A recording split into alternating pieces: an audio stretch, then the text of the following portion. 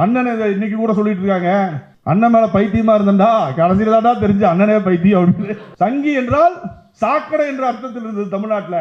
அதை நார்மலைஸ் பண்றார். சகத்தோழன் சங்கினா night payment வந்திருக்கும், மறுநாள் தோழன் நம்ம போய் கொடுத்து ஒரு 2 லட்சம் ஒரு வாரம் மட்டும் பேசுகிற பெரியாரை பத்தி அப்படின்ட்டு. நீங்க பார்ப்பான் எழுத்துக்களாக எழுதி வைத்ததை பேச்சால் பேசி இந்த மக்களிடத்தில் எடுபடாத செயல்பட முடியாமல் இருந்ததை சீமான் என்ற வாடகை வாயை வைத்து இந்த மண்ணில் அதை கொண்டு வர வேண்டிய வேலை திட்டத்தை செய்கிறாங்க. இன்னைக்கு அது பெரியாரின் எதிர்ப்பில் நின்று இன்னைக்கு செருப்படிப்பட்டு சீமான் நிற்கிறார். பார்ப்பனர்கள் தமிழர்கள் 2000 வருஷமா இங்க கூட வாழ்ந்துட்டு இருக்காங்க. பார்ப்பனர்கள் அவர்கள் தமிழர்கள். பாவம், அவங்க அரசியல் அதிகாரம் மட்டும் இருக்காங்க. 50 வருஷமா தந்தை பெரியார் போராடிய போராட்டத்தின் விளைவு இன்னைக்கு பார்ப்பனர் அல்லாத ஒரு திராவிட அரசாங்கத்தை நாம் நடத்த முடியுது. சீமானுடைய ஊர்ல, அரணையூர்ல அவங்க குடும்பத்திலே 10 பேருக்கு உழுது ஓட்டினாரு.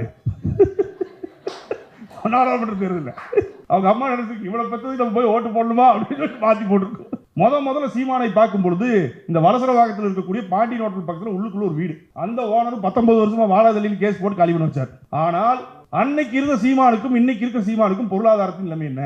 சரி, சீமான் கட்சிக்காக வேலை செஞ்சார், வெளிநாடுகளுக்கு திறநிதி வாங்கினார், எல்லா கட்சியும் வாங்கினது நானும் வாங்கினேன் அப்படின்னா எல்லா கட்சியும் வளர்ந்துருக்கு, நீ வளர்ந்துருக்கிற கட்சி வளரல எப்படி?